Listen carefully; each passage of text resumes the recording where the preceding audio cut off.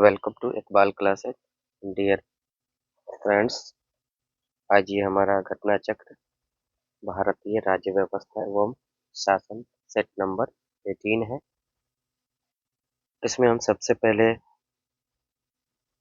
अस्थायी विशेष प्रावधान से संबंधित प्रश्नों को देखेंगे। तो चलिए शुरू करते हैं। क्वेश्चन नंबर 1, भारतीय संविधान के किस अनुच्छेद में विभिन्न राज्यों से संबंधित विशिष्ट प्रावधान का उल्लेख है? ऑप्शन ए अनुच्छेद 369, ऑप्शन बी अनुच्छेद 370, ऑप्शन सी अनुच्छेद 371, ऑप्शन डी अनुच्छेद 372। वन का राइट आंसर हो जाएगा ऑप्शन सी अनुच्छेद 371। चलिए नेक्स्ट क्वेश्चन देखते हैं। क्वेश्चन नंबर 2, भारत के संविधान के अनुच्छेद 371 ख में निम्न राज्यों या राज्य में से किसके लिए विशेष उपबंध प्रावधानित हैं? ऑप्शन ए महाराष्ट्र और Gujarat, option B Assam, option C Nagaland, option D Manipur. 2 का राइट आंसर हो जाएगा ऑप्शन बी असम। चलिए नेक्स्ट क्वेश्चन देखते हैं। क्वेश्चन नंबर 3, निम्नलिखित राज्यों में से किसके लिए संविधान के अनुच्छेद 371 के अंतर्गत विशेष प्रावधान किया गया है? Option A Jammu Kashmir, option B Maharashtra तथा Gujarat, option C Nagaland, option D Andhra Pradesh. Option 3 का राइट आंसर हो जाएगा ऑप्शन बी महाराष्ट्र एवं गुजरात। चलिए नेक्स्ट क्वेश्चन देखते हैं। क्वेश्चन नंबर 4, भारतीय संविधान के अनुच्छेद 371 के अंतर्गत देश के किस क्षेत्र को विशेष स्थिति प्रदान की गई? Option A Nagaland, option B Hyderabad और कर्नाटक, ऑप्शन सी महाराष्ट्र और गुजरात, ऑप्शन डी लद्दाख। 4 का राइट आंसर हो जाएगा ऑप्शन बी हैदराबाद और कर्नाटक। चलिए नेक्स्ट क्वेश्चन देखते हैं। क्वेश्चन नंबर 5, भारत में एक ही संविधान प्रत्येक राज्य और केंद्र के लिए है, केवल एक राज्य इसका अपवाद है, वह राज्य ए आंध्र प्रदेश, बी जम्मू कश्मीर, सी तमिलनाडु, डी केरल। 5 का राइट आंसर हो जाएगा ऑप्शन ई, इनमें से कोई नहीं। चलिए नेक्स्ट क्वेश्चन देखते हैं। क्वेश्चन नंबर 6, भारतीय संविधान में कश्मीर को विशेष राज्य का दर्जा देने का अभिप्राय है? ए संसद को कानून बनाने का अधिकार नहीं है, बी कश्मीर का अलग संविधान है, सी केवल राष्ट्रपति अधिनियम बना सकता है, डी केवल विधानसभा को कानून बनाने का अधिकार। चलिए नेक्स्ट क्वेश्चन देखते हैं। क्वेश्चन नंबर 6 का भी ऑप्शन हो जाएगा ई। चलिए नेक्स्ट क्वेश्चन देखते हैं। क्वेश्चन नंबर 7, भारतीय संविधान का अनुच्छेद 370 है। ए एक नियमित उपबंध, बी एक अस्थायी उपबंध, सी एक अस्थायी और संक्रमणकालीन उपबंध, डी एक कामचलाऊ उपबंध, ए उपरोक्त में से कोई नहीं। 7 का राइट आंसर हो जाएगा ऑप्शन सी एक अस्थायी और संक्रमणकालीन उपबंध। चलिए नेक्स्ट क्वेश्चन देते हैं। क्वेश्चन नंबर 8, भारतीय संविधान का अनुच्छेद 370 संबंधित है? ए जम्मू कश्मीर राज्य से, बी सिक्किम राज्य से, सी नागालैंड राज्य से, डी मणिपुर राज्य से। 8 का राइट आंसर हो जाएगा ऑप्शन ए जम्मू कश्मीर राज्य से। चलिए नेक्स्ट क्वेश्चन देखते हैं। क्वेश्चन नंबर 9, भारत के संविधान के वे अनुच्छेद जो जम्मू कश्मीर राज्य में स्वयं लागू होते हैं वे हैं? ए अनुच्छेद 1 एवं 241, बी अनुच्छेद 2 एवं 356, सी अनुच्छेद 1 एवं 370, डी अनुच्छेद 370 एवं 371 ए। 9 का राइट आंसर हो जाएगा ऑप्शन ई। चलिए नेक्स्ट क्वेश्चन देखते हैं। क्वेश्चन नंबर 10, संविधान के किस अनुच्छेद के अनुसार जम्मू व कश्मीर राज्य को एक विशेष दर्जा प्राप्त है? ए अनुच्छेद 1, बी अनुच्छेद 360, सी अनुच्छेद 270, डी अनुच्छेद 370। 10 का राइट आंसर हो जाएगा ऑप्शन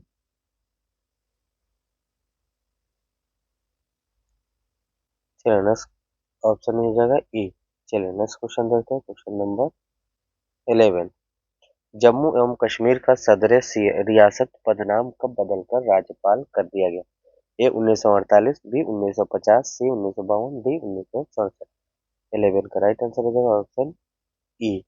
चलिए नेक्स्ट क्वेश्चन देखते हैं। क्वेश्चन नंबर 12, निम्न घटनाओं को कालानुक्रम में व्यवस्थित कीजिए और नीचे दिए गए कूटों से सही उत्तर का चुनाव कीजिए। 1 महाराजा हरि सिंह ने विलय पत्र पर हस्ताक्षर किया। 2 भारत का संविधान लागू हुआ। 3 जम्मू कश्मीर की प्रभुसत्ता संपन्न संविधान सभा ने भारत में विलय को अनुमोदित किया। 4 जम्मू तथा कश्मीर राज्य का नया संविधान लागू हुआ।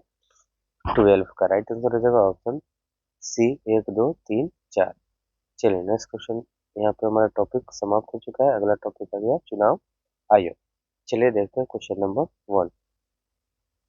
भारत का संविधान निम्नलिखित अनुच्छेदों में से किस एक के अंतर्गत एक निर्वाचन आयोग का प्रावधान करता है? ऑप्शन ए अनुच्छेद 321 के अंतर्गत, ऑप्शन डी अनुच्छेद 322 के अंतर्गत, ऑप्शन सी अनुच्छेद 323 के अंतर्गत, ऑप्शन डी अनुच्छेद 324 के अंतर्गत। 1 का राइट आंसर हो जाएगा ऑप्शन डी अनुच्छेद 324 के अंतर्गत। चलिए नेक्स्ट क्वेश्चन देखते हैं क्वेश्चन नंबर 2। भारत के संविधान का कौन सा अनुच्छेद भारतीय निर्वाचन आयोग की स्थापना से संबंधित है? ऑप्शन ए अनुच्छेद 324, ऑप्शन बी अनुच्छेद 148, ऑप्शन सी अनुच्छेद 342, ऑप्शन डी अनुच्छेद 325, ऑप्शन ई उपरोक्त में से कोई नहीं या उपरोक्त में से एक से अधिक। 2 का राइट आंसर हो जाएगा ऑप्शन ए अनुच्छेद 324। चलिए नेक्स्ट क्वेश्चन देखते हैं क्वेश्चन नंबर 3। भारतीय संविधान के निम्नलिखित अनुच्छेदों में से किसमें निर्वाचन आयोग का प्रावधान है? ऑप्शन ए अनुच्छेद 320, ऑप्शन बी अनुच्छेद 322, ऑप्शन सी अनुच्छेद 324, ऑप्शन डी अनुच्छेद 326। 3 का राइट आंसर हो जाएगा ऑप्शन सी अनुच्छेद 324। चलिए नेक्स्ट क्वेश्चन देखते हैं क्वेश्चन नंबर 4। भारत के मुख्य चुनाव आयुक्त को नियुक्त किया जाता है? ए लोकसभा द्वारा, बी प्रधानमंत्री द्वारा, सी राष्ट्रपति द्वारा, डी मुख्य न्यायाधीश द्वारा। 4 का राइट आंसर हो जाएगा ऑप्शन सी राष्ट्रपति द्वारा। चलिए नेक्स्ट क्वेश्चन देखते हैं क्वेश्चन नंबर 5। भारत के संबंध में निम्नलिखित कथनों पर विचार कीजिए। 1 मुख्य चुनाव आयुक्त और अन्य चुनाव आयुक्तों को समान अधिकार प्राप्त हैं, परंतु मिलने वाले वेतन में असमानता है। 2 मुख्य चुनाव आयुक्त वही वेतन पाने का हकदार है जितना उच्चतम न्यायालय के न्यायाधीश को दिया जाता है। 3 मुख्य चुनाव आयुक्त को उच्चतम न्यायालय के किसी न्यायाधीश को हटाने के तरीके और कारणों के अतिरिक्त किसी अन्य तरीके और कारण से उनके पद से नहीं हटाया जा सकता। 4 चुनाव आयुक्त का कार्यकाल उनके पदभार संभालने की तारीख से 5 वर्ष अथवा उनके 62 वर्ष की आयु प्राप्त कर लेने के दिन तक जो भी पहले हो होता है। इसमें कौन कौन से कथन सही है? 5 का राइट आंसर हो जाएगा ऑप्शन बी 2 और 3। चलिए नेक्स्ट क्वेश्चन देखते हैं क्वेश्चन नंबर 6। निम्नलिखित कथनों पर विचार कीजिए। 1 भारत के निर्वाचन आयोग के मुख्य निर्वाचन आयुक्त को उच्चतम न्यायालय के न्यायाधीश के वेतन के बराबर वेतन का संदाय किया जाता है। 2 भारत के निर्वाचन आयोग के मुख्य निर्वाचन आयुक्त का कार्यकाल पद ग्रहण की तारीख से 6 वर्ष की अवधि या 65 वर्ष की आयु जो भी पहले आता है तक होगा। 3 एक चुनाव आयुक्त किसी भी समय मुख्य चुनाव आयुक्त को संबोधित स्व हस्ताक्षरित लेख द्वारा अपना पद त्याग दे सकते हैं। सही कथन का चयन कीजिए। 6 का राइट आंसर हो जाएगा ऑप्शन ए 1 तथा 2। चलिए नेक्स्ट क्वेश्चन देते हैं क्वेश्चन नंबर 7। भारत के मुख्य निर्वाचन आयुक्त की पदावधि क्या है? ए 5 वर्ष, बी राष्ट्रपति के प्रसाद पर्यंत, सी 6 वर्ष या 65 वर्ष की आयु तक जो भी पहले हो, डी 5 वर्ष या 65 वर्ष की आयु तक जो भी पहले हो। 7 का राइट आंसर हो जाएगा ऑप्शन सी 6 वर्ष या 65 वर्ष की आयु तक जो भी पहले हो। चलिए नेक्स्ट क्वेश्चन देखते हैं क्वेश्चन नंबर 8। भारत के मुख्य निर्वाचन आयुक्त का पद समकक्ष होता है? ए भारत के मुख्य न्यायाधीश के, बी किसी राज्य के राज्यपाल के, सी लोकसभा अध्यक्ष के, डी राज्य विधानसभा अध्यक्ष के। 8 का राइट आंसर हो जाएगा ऑप्शन ई। चलिए नेक्स्ट क्वेश्चन देते हैं क्वेश्चन नंबर 9। मुख्य चुनाव आयुक्त को पदच्युत किया जा सकता है? ए मुख्य न्यायाधीश सुप्रीम कोर्ट द्वारा, बी राष्ट्रपति द्वारा, सी मंत्रिमंडल के प्रस्ताव से, डी संसद के दोनों सदनों के सदस्यों के 2/3 बहुमत से प्रमाणित कदाचार के आधार पर। 9 का राइट आंसर हो जाएगा ऑप्शन बी तथा डी। चलिए नेक्स्ट क्वेश्चन देखते हैं क्वेश्चन नंबर 10। नीचे 2 वक्तव्य दिए गए हैं। कथन संसद तथा राज्य विधानमंडलों के स्वतंत्र तथा निष्पक्ष चुनाव कराने की शक्तियां एक स्वतंत्र इकाई अर्थात निर्वाचन आयोग को दी गई।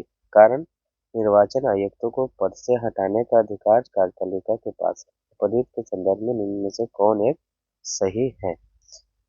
10 का राइट आंसर हो जाएगा ऑप्शन बी। ए और आर दोनों सही है किंतु आर सही स्पष्टीकरण नहीं है ए का। चलिए नेक्स्ट क्वेश्चन देखते हैं, क्वेश्चन नंबर 11। मुख्य चुनाव आयुक्त को पदच्युत किया जा सकता है। ए संसद के दोनों सदनों के 2/3 बहुमत द्वारा। बी उस प्रक्रिया द्वारा जो सर्वोच्च न्यायालय के न्यायाधीश पर लागू होती है। सी भारत के मुख्य न्यायाधीश से के परामर्श से राष्ट्रपति द्वारा। डी मंत्री परिषद के परामर्श पर राष्ट्रपति द्वारा। 11 का राइट आंसर हो जाएगा ऑप्शन बी, उस प्रक्रिया द्वारा जो सर्वोच्च न्यायालय के न्यायाधीशों पर लागू होती है। चलिए नेक्स्ट क्वेश्चन देखते हैं, क्वेश्चन नंबर 12। निर्वाचन आयुक्त हटाया जा सकता है। ए मुख्य निर्वाचन आयुक्त द्वारा। बी प्रधानमंत्री द्वारा। सी मुख्य निर्वाचन आयुक्त के परामर्श पर राष्ट्रपति द्वारा। डी भारत के मुख्य न्यायाधीश द्वारा। 12 का राइट आंसर हो जाएगा ऑप्शन सी, मुख्य आयुक्त के परामर्श पर राष्ट्रपति द्वारा। चलिए नेक्स्ट क्वेश्चन देखते हैं, क्वेश्चन नंबर 13। भारत के निर्वाचन आयोग के कार्य है। एक संसद एवं राज्य विधानमंडलों के सभी चुनाव करवाना। दो राष्ट्रपति और उपराष्ट्रपति पदों के लिए चुनाव करवाना। तीन किसी राज्य में स्वतंत्र एवं निष्पक्ष चुनाव के लिए अनुकूल दशा न होने पर राष्ट्रपति शासन लगाए जाने की संस्तुति करना। चार निर्वाचन सूचियां तैयार कराने के कार्य का निरीक्षण, निर्देशन एवं नियंत्रण। नीचे दिए कूटों से सही उत्तर का चयन कीजिए। 13 का राइट आंसर हो जाएगा ऑप्शन बी, 1, 2 और 4। नेक्स्ट क्वेश्चन देखते हैं, क्वेश्चन नंबर 14। निम्नलिखित कार्यों में कौन एक कार्य भारत के निर्वाचन आयोग से संबंधित नहीं है। ए मतदाता सूची तैयार करने का निर्देशन और नियंत्रण। बी संसद और प्रत्येक राज्य के विधानमंडल चुनावों का संचालन। सी राष्ट्रपति और उपराष्ट्रपति के पदों के लिए चुनाव का संचालन। डी विधानमंडलों के चुनाव के लिए उचित प्रावधान करना। 14 का राइट आंसर हो जाएगा ऑप्शन डी, विधानमंडलों के चुनाव के लिए उचित प्रावधान करना। चलिए नेक्स्ट क्वेश्चन देखते हैं, क्वेश्चन नंबर 15। राष्ट्रपति का चुनाव निम्न में से किसके द्वारा संचालित किया जाता है। ए लोकसभा के स्पीकर द्वारा। बी प्रधानमंत्री के कार्यकाल द्वारा। सी संसदीय कार्य के मंत्री द्वारा। डी भारत के निर्वाचन आयोग द्वारा। 15 का राइट आंसर हो जाएगा ऑप्शन डी, भारत के निर्वाचन आयोग द्वारा। चलिए नेक्स्ट क्वेश्चन देखते हैं, क्वेश्चन नंबर 16। निम्न में से कौन सा चुनाव निर्वाचन आयोग द्वारा संपादित नहीं किया जाता। ए लोकसभा का। बी राज्यसभा का। सी राष्ट्रपति का। डी स्थानीय निकाय का। 16 का राइट आंसर हो जाएगा ऑप्शन डी, स्थानीय निकाय का। चलिए नेक्स्ट क्वेश्चन देखते हैं, क्वेश्चन नंबर 17। भारत के निर्वाचन आयोग के निम्नलिखित में से कौन से कृत्य हैं। एक लोकसभा के अध्यक्ष और उपाध्यक्ष तथा राज्यसभा के सभापति के पदों के लिए निर्वाचन करवाना। दो नगर पालिकाओं और नगर निगमों के लिए निर्वाचन करवाना। तीन निर्वाचनों के उत्पन्न सभी संदेहों और विवादों का निर्णय। नीचे दिए गए कूटों से सही उत्तर का चयन कीजिए। इनमें कौन कौन से कथन सही है। 17 का राइट आंसर हो जाएगा ऑप्शन डी, कोई नहीं। चलिए नेक्स्ट क्वेश्चन देखते हैं, क्वेश्चन नंबर 18। निम्नलिखित कथनों पर विचार कीजिए। एक भारत का निर्वाचन आयोग 5 दिवसीय निकाय है। दो संघ का गृह मंत्रालय आम चुनाव और उपचुनाव दोनों के लिए चुनाव कार्यक्रम तय करता है। तीन निर्वाचन आयोग मान्यता प्राप्त राजनीतिक दलों के विभाजन विलय से संबंधित विवाद निपटाता है। प्रयुक्त कथनों में से कौन सा से सही है। यह 18 का राइट आंसर हो जाएगा ऑप्शन डी, केवल 3। चलिए नेक्स्ट क्वेश्चन देखते हैं, क्वेश्चन नंबर 19। निम्न में किसका संबंध चुनाव आयोग से नहीं है। ए चुनाव की अधिसूचना जारी करना। बी चुनाव चिन्ह का बंटवारा करना। सी चुनाव की वैधता का निपटारा करना। डी चुनाव शांतिपूर्ण ढंग से संपन्न कराना। 19 का राइट आंसर हो जाएगा ऑप्शन ए, चुनाव की अधिसूचना जारी करना। चलिए नेक्स्ट क्वेश्चन देखते हैं, क्वेश्चन नंबर 20। भारत में निर्वाचन प्रक्रम के प्रारंभ के विषय में निम्नलिखित में से कौन सा सही है। ये सरकार द्वारा निर्वाचन की सिफारिश और निर्वाचन आयोग द्वारा निर्वाचन की अधिसूचना जारी किया जाना। बी निर्वाचन आयोग द्वारा निर्वाचन की सिफारिश और केंद्र में गृह मंत्रालय द्वारा तथा राज्यों में गृह विभागों द्वारा निर्वाचन की अधिसूचना जारी किया जाना। सी निर्वाचन आयोग द्वारा निर्वाचन की सिफारिश और राष्ट्रपति अथवा राज्य के राज्यपाल द्वारा निर्वाचन की अधिसूचना जारी किया जाना। डी निर्वाचन की सिफारिश और उसकी अधिसूचना जारी किया जाना। दोनों ही कार्यों का निर्वाचन आयोग द्वारा किया जाना। 20 का राइट आंसर हो जाएगा ऑप्शन सी, निर्वाचन आयोग द्वारा निर्वाचन की सिफारिश और राष्ट्रपति अथवा राज्य के राज्यपाल द्वारा निर्वाचन की अधिसूचना जारी किया जाना। चलिए नेक्स्ट क्वेश्चन देखते हैं, क्वेश्चन नंबर 21। भारत के विविध निर्वाचनों के लिए निम्नलिखित में से कौन सी निर्वाचन प्रणालियां स्वीकृत की गई। एक वयस्क मताधिकार के आधार पर प्रत्यक्ष निर्वाचन प्रणाली। दो एकल संक्रमणीय मत के द्वारा अनुपातिक प्रतिनिधित्व की प्रणाली, 3 अनुपातिक प्रतिनिधित्व की सूची प्रणाली, 4 अप्रत्यक्ष निर्वाचन की संचयी मतदान प्रणाली। नीचे दिए गए कूटों से सही उत्तर का चयन कीजिए। 21 का राइट आंसर हो जाएगा ऑप्शन ए, 1 और 2। चलिए नेक्स्ट क्वेश्चन देखते हैं, क्वेश्चन नंबर 22। सांसदों की अयोग्यता संबंधी विवाद पर कौन निर्णय देता है? ए राष्ट्रपति, बी संबंधित संसद, सी निर्वाचन आयोग, डी निर्वाचन आयोग के परामर्श से राष्ट्रपति। 22 का राइट आंसर हो जाएगा ऑप्शन डी, निर्वाचन आयोग के परामर्श से राष्ट्रपति। चलिए नेक्स्ट क्वेश्चन देखते हैं, क्वेश्चन नंबर 23। संसद के सदस्य की निरर्हता से संबंधित प्रश्न का निश्चित करते समय राष्ट्रपति निम्नलिखित में से किसकी राय प्राप्त करेगा? ए भारत के मुख्य न्यायाधीश की, बी भारत के निर्वाचन आयोग की, सी भारत के प्रधान न्यायवादी की, डी लोकसभा के अध्यक्ष की। 23 का राइट आंसर हो जाएगा ऑप्शन बी, भारत के निर्वाचन आयोग की। चलिए नेक्स्ट क्वेश्चन देखते हैं, क्वेश्चन नंबर 24। भारत के संविधान के अनुच्छेद 103 के तहत राष्ट्रपति लोकसभा सदस्यों की निरर्हता से संबंधित किसी भी प्रश्न पर कोई निर्णय देने से पूर्व निम्नलिखित में से किसकी राय लेगा? ए लोकसभा अध्यक्ष, बी निर्वाचन आयोग, सी उच्चतम न्यायालय, डी महान्यायपालिका। 24 का राइट आंसर हो जाएगा ऑप्शन बी, निर्वाचन आयोग। चलिए नेक्स्ट क्वेश्चन देखते हैं, क्वेश्चन नंबर 25। यदि किसी राज्य विधानसभा के निर्वाचन में निर्वाचित घोषित होने वाला प्रत्याशी अपनी निश्चित राशि जमानत राशि खो देता है तो उसका अर्थ है कि ए मतदान बहुत कम हुआ, बी बहुसदस्यीय निर्वाचन क्षेत्र के लिए निर्वाचन था, सी निर्वाचित प्रत्याशी की अपनी निकटतम प्रतिद्वंदी पर विजय बहुत कम मतों से थी, डी निर्वाचन लड़ने वाले प्रत्याशियों की संख्या बहुत अधिक थी। 25 का राइट आंसर हो जाएगा ऑप्शन डी, निर्वाचन लड़ने वाले प्रत्याशियों की संख्या बहुत अधिक थी।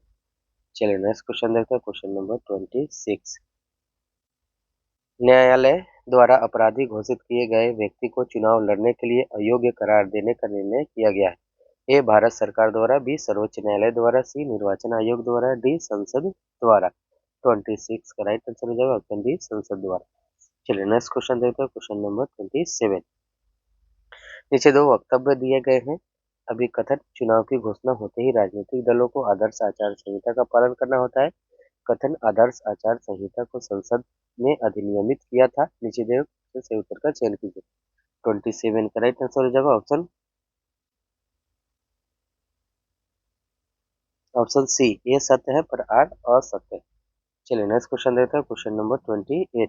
भारत में मताधिकार और निर्वाचित होने का अधिकार ए मूल अधिकार है, बी नैसर्गिक अधिकार है, सी संवैधानिक अधिकार है, डी विविध अधिकार है। 28 का राइट आंसर हो जाएगा ऑप्शन डी, विधिक अधिकार है। चलिए नेक्स्ट क्वेश्चन देखते हैं, क्वेश्चन नंबर 29। भारत में मताधिकार और निर्वाचित होने का अधिकार है। ए संवैधानिक अधिकार, बी मूल अधिकार, सी विधिक अधिकार, एक अधिनियम के अंतर्गत, डी इनमें से कोई नहीं। 29 का राइट आंसर हो जाएगा ऑप्शन सी, विधिक अधिकार, एक अधिनियम के अंतर्गत। चलिए नेक्स्ट क्वेश्चन देखते हैं, क्वेश्चन नंबर 30। भारत में मत देने का अधिकार निम्नलिखित अधिकारों में से कौन सा है? ए मौलिक अधिकार, बी संवैधानिक अधिकार, सी प्राकृतिक अधिकार, डी वैधानिक अधिकार। 30 का राइट आंसर हो जाएगा ऑप्शन डी, वैधानिक अधिकार। चलिए नेक्स्ट क्वेश्चन देखते हैं, क्वेश्चन नंबर 31। नव युवकों द्वारा 18 वर्ष की आयु पर मताधिकार की पहली बार प्रयोग किया गया आम चुनाव में? ए 1987 के, बी 1988 के, सी 1989 के, डी 1990 के। 31 का राइट आंसर हो जाएगा ऑप्शन सी, 1989 के। चलिए नेक्स्ट क्वेश्चन देखते हैं, क्वेश्चन नंबर 32। केंद्र और राज्य की व्यवस्थापिकाओं के लिए मतदान की न्यूनतम उम्र की सीमा 21 वर्ष से घटकर 18 वर्ष की गई। ए 57वें संशोधन 1987 से, बी 60वें संशोधन 1988 से, सी 61वें संशोधन 1989 से, डी 65वें संशोधन 1990 से। 32 का राइट आंसर हो जाएगा ऑप्शन सी, 61वें संशोधन 1989 से। चलिए नेक्स्ट क्वेश्चन देखते हैं, क्वेश्चन नंबर 33। किस संविधान संशोधन द्वारा मतदान की आयु 21 वर्ष से घटाकर 18 वर्ष की गई? ए 63वें संशोधन द्वारा, बी 62वें संशोधन द्वारा, सी 61वें संशोधन द्वारा, डी 60वें संशोधन द्वारा। 33 का राइट आंसर हो जाएगा ऑप्शन सी, 61वें संशोधन द्वारा। चलिए नेक्स्ट क्वेश्चन देखते हैं, क्वेश्चन नंबर 34। भारतीय संविधान का 61वां संशोधन निम्नलिखित में किस एक से संबंधित है? ए राष्ट्रपति की आपातकालीन शक्तियों से, बी राष्ट्रपति शासन की वृद्धि करने की राष्ट्रपति की शक्तियों से, सी मतदाताओं की आयु घटाए जाने से, डी वित्तीय आपातकाल से। 34 का राइट आंसर हो जाएगा ऑप्शन सी, मतदाताओं की आयु घटाए जाने से। चलिए नेक्स्ट क्वेश्चन देखते हैं, क्वेश्चन नंबर 35। संविधान के किस अनुच्छेद में वयस्क मताधिकार को मान्यता दी गई है? ए अनुच्छेद 324, बी अनुच्छेद 325, सी अनुच्छेद 326, डी अनुच्छेद 327। 35 का राइट आंसर हो जाएगा ऑप्शन सी, अनुच्छेद 326। चलिए नेक्स्ट क्वेश्चन देखते हैं, क्वेश्चन नंबर 36। भारतीय संविधान का कौन सा अनुच्छेद लोकसभा एवं विधानसभा के प्रतिनिधियों को निर्वाचित करने अर्थात वयस्क मताधिकार का अधिकार प्रदान करता है? ए अनुच्छेद 326, बी अनुच्छेद 325, सी अनुच्छेद 324, डी अनुच्छेद 323। 36 का राइट आंसर हो जाएगा ऑप्शन ए, अनुच्छेद 326। चलिए नेक्स्ट क्वेश्चन देखते हैं, क्वेश्चन नंबर 37। पार्लियामेंट द्वारा वर्ष 1989 में निर्मित कानून के अनुसार एक नागरिक के वयस्क होने की कानूनी आयु है? ए 23 वर्ष, बी 22 वर्ष, सी 20 वर्ष, डी 18 वर्ष। 37 का राइट आंसर हो जाएगा ऑप्शन डी, 18 वर्ष। चलिए नेक्स्ट क्वेश्चन देखते हैं, क्वेश्चन नंबर 38। राज्य विधानमंडलों के निर्वाचन हेतु सिद्धांतों में सम्मिलित है? एक, यह वयस्क मताधिकार के आधार पर होंगे। दो, ये प्रत्येक क्षेत्रीय निर्वाचन क्षेत्र के लिए केवल एक निर्वाचक सूची होगी। तीन, धर्म, प्रजाति, लिंग आदि के लिए निर्वाचक सूची बनाने में कोई स्थान नहीं होगा। चार, राजनीतिक दलों को अपने स्वयं के मानक स्थापित करने की स्वतंत्रता होगी। दिए गए कूट से अपना सही उत्तर का चुनाव कीजिए। 38 का राइट आंसर हो जाएगा ऑप्शन डी, सभी चारों। चलिए नेक्स्ट क्वेश्चन देखते हैं, क्वेश्चन नंबर 39। निर्गम मत सर्वेक्षण के विषय में कौन सा कथन सही है? ए, निर्गम मत सर्वेक्षण अभिव्यक्ति का प्रयोग मतदाताओं के उस निर्वाचनेतर सर्वेक्षण को व्यक्त करता है जिससे यह पता चले कि मतदाताओं ने अपने मताधिकार का प्रयोग किस प्रत्याशी के पक्ष में किया। बी, निर्गम मत सर्वेक्षण और जनमत सर्वेक्षण एक ही बात है।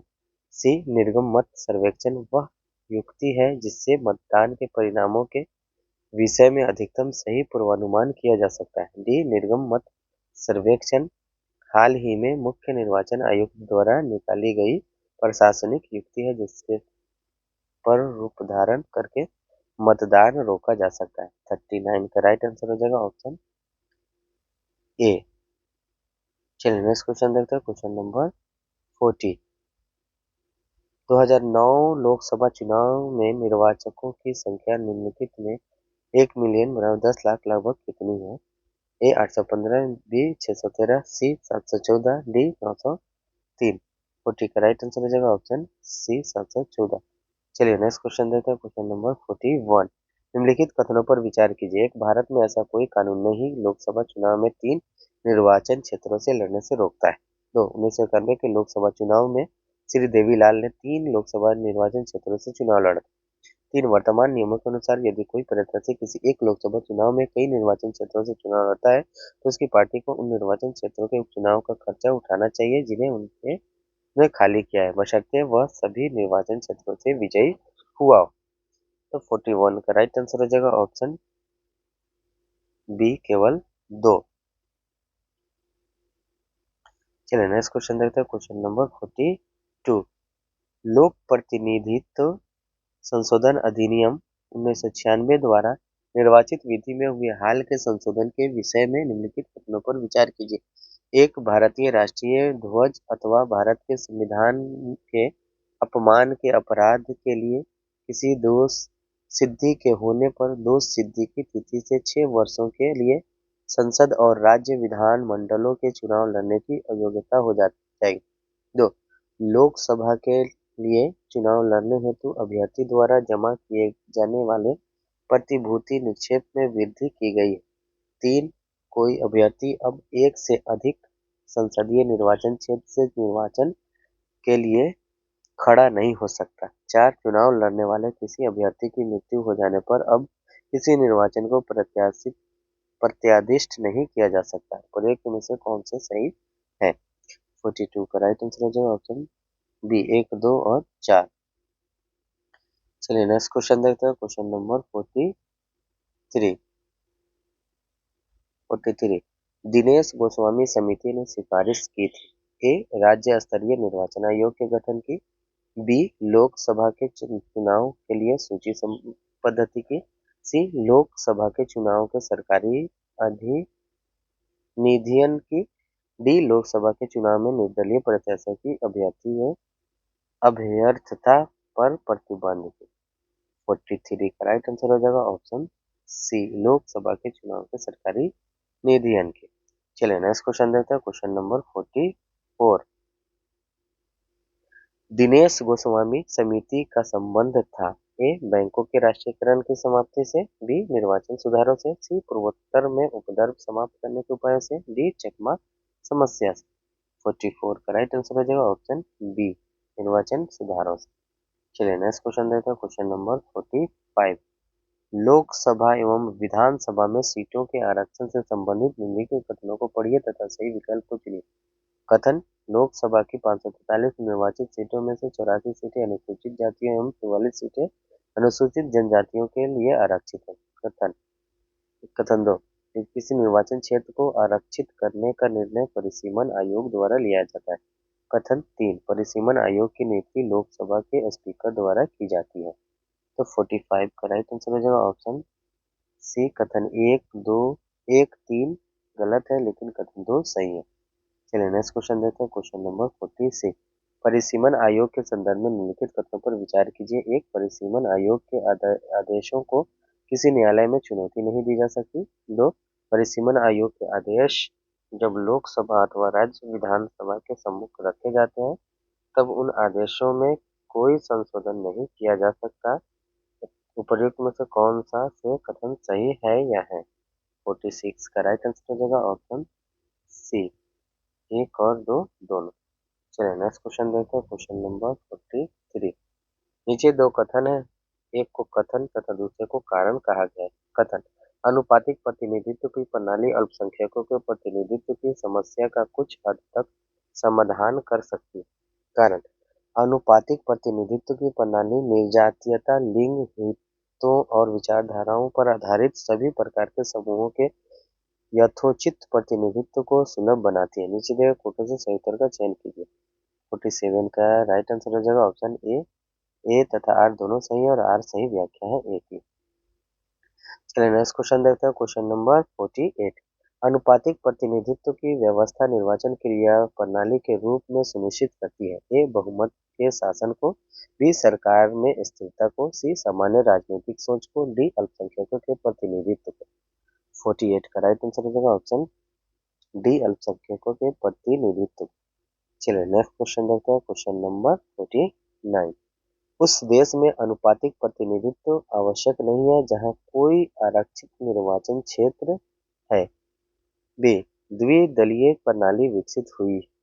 सी पहला आए सब ले जाए फर्स्ट पास्ट द पोस्ट पद्धति प्रचलित है। डी राष्ट्रपति और संसदीय शासन प्रणाली का सम्मिश्रण है। 49 का राइट आंसर हो जाएगा ऑप्शन बी द्विदलीय प्रणाली विकसित हुई। चलिए नेक्स्ट क्वेश्चन देखते हैं, क्वेश्चन नंबर 50। भारत में मतदान के लिए प्रयोग की जाने वाली मशीन वीवीपैट का संस्करण क्या है। ए M1, बी Z1, सी M3, डी Z3, ई उपयुक्त में से कोई नहीं, उपयुक्त में से एक से अधिक। 50 का राइट आंसर हो जाएगा ऑप्शन सी M3। चलिए नेक्स्ट क्वेश्चन देखते हैं, क्वेश्चन नंबर 51। निर्वाचन आयोग को 3 सदस्यीय आयोग किस वर्ष से बनाया गया। ए 1982, बी 1988, सी 1989, डी 1990। 51 का राइट आंसर हो जाएगा ऑप्शन सी 1989। चलिए नेक्स्ट क्वेश्चन देखते हैं, क्वेश्चन नंबर 52। निम्नलिखित में से कौन भारत के चुनाव आयोग का सदस्य नहीं था। A doctor MS Gill, B NB Lohani, C TS Krishnamurthy, B Lyngdoh. 52 का राइट आंसर हो जाएगा ऑप्शन बी NB लोहानी। चलिए नेक्स्ट क्वेश्चन देखते हैं, क्वेश्चन नंबर 53। नीचे दिए गए तथ्यों पर ध्यान दीजिए। एक भारत के प्रथम मुख्य निर्वाचन आयुक्त सुकुमार सेन थे। दो भारत की पहली महिला मुख्य निर्वाचन आयुक्त रमा देवी थी। नीचे दिए कोड से सही उत्तर का चयन कीजिए। 53 का राइट आंसर हो जाएगा ऑप्शन सी 1 और 2 दोनों। चलिए नेक्स्ट क्वेश्चन देखते हैं, क्वेश्चन नंबर 54। भारत की प्रथम महिला मुख्य निर्वाचन आयुक्त कौन थी। A RM Nikam, B SK Bedi, C VS Rama Devi, D GD Das. 54 का राइट आंसर हो जाएगा option C VS Rama Devi. चलिए नेक्स्ट क्वेश्चन देखते हैं, क्वेश्चन नंबर 55। निम्नलिखित में से कौन सा नेशनल वोटर्स डे है? ए 5 जून, बी 1 नवंबर, सी 25 जनवरी, डी 8 मार्च। 55 का राइट आंसर हो जाए ऑप्शन सी 25 जनवरी। चलिए नेक्स्ट क्वेश्चन देखते हैं, क्वेश्चन नंबर 56। राष्ट्रीय मतदाता दिवस मनाया जाता है? ए 15 जनवरी को, बी 25 जनवरी को, सी 15 फरवरी को, डी 25 फरवरी को। तो 56 का राइट आंसर हो जाएगा ऑप्शन बी 25 जनवरी को। तो फ्रेंड्स आज ये हमारा सेट नंबर 18 का अंतिम प्रश्न था। हम फिर उपस्थित होंगे अगले सेट के साथ। तब तक देखते रहिए इकबाल क्लासेस। इकबाल क्लासेस को लाइक करना, शेयर करना, सब्सक्राइब करना ना भूलें। Thank you.